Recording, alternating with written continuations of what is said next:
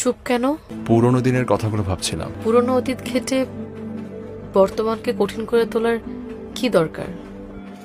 জীবন তো একটা বহমান নদীর মতো। নদীর স্রোত যেমন পিছনে তাকায় না, আমিও তেমন পেছনে তাকাই না। একটা কথা খুব মনে পড়ছে,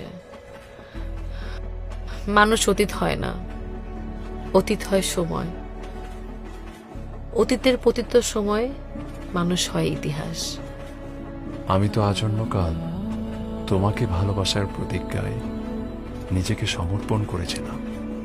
আমি তো তোমার প্রতি বিমুগ্ধ হয়ে অনাদিকাল বাঁচার স্বাদ নিতে চেয়েছিলাম। আমি ইতিহাসের বেড়াজালে আবদ্ধ হয়ে দূরে সরতে চাইনি। এখনো আমার ভেতরে বোবা কান্নারা ডুকরে ডুকরে কাঁদে তোমার জন্য। তুমি অতীতে ডুবে আছো। আচ্ছা, মায়ের শরীর এখন কেমন?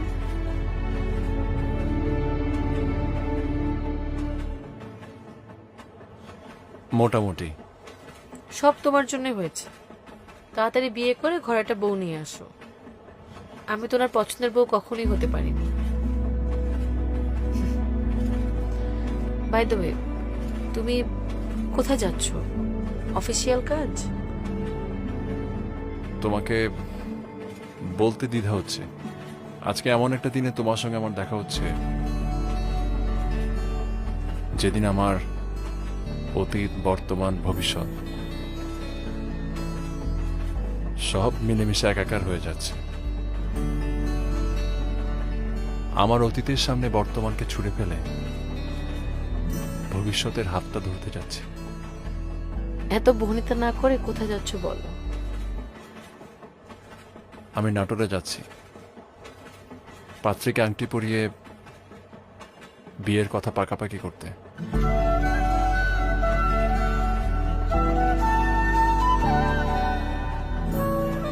রাশেদ, তোমাকে আমি জীবন থেকে ছুঁড়ে ফেলেছিলাম, কিন্তু তুমি অন্য কারো হাত ধরবে এটা কেন যেন মানতে কষ্ট হচ্ছে।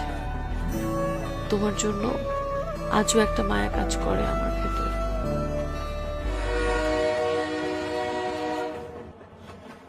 এই জীবনে তোমার সাথে আমার সাক্ষাৎগুলো ছিল সবসময় অপ্রত্যাশিত।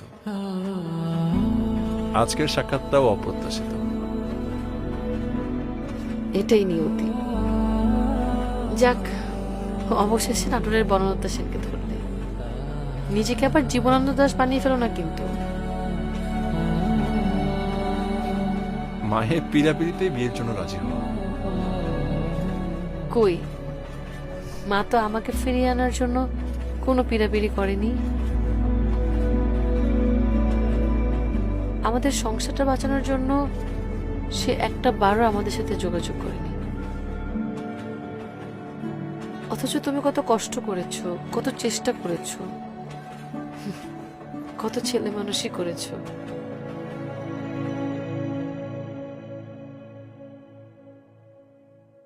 বৌমা, বৌমা,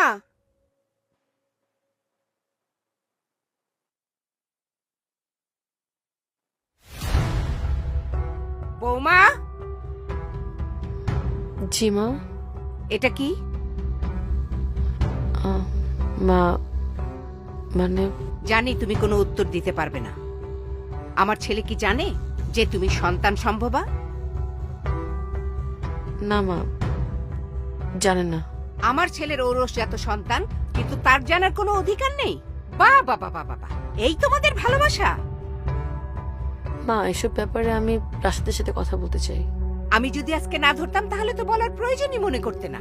শোনো, এই সংসারটা না আমার। এখানে আমি কোনো অন্যায় হতে দেব না। আমার বংশের প্রদীপ তুমি নিভিয়ে দেবে সেটা আমি সহ্য করব কখনো না। মা, আপনার বংশের প্রদীপ নিয়ে এত মায়া, কিন্তু যার মাধ্যমে বংশের প্রদীপ জ্বলবে তার তো মানসিক শান্তি হচ্ছে না। আপনি তো এখন আমাদের বিয়েটাই মেনে নিতে পারেননি।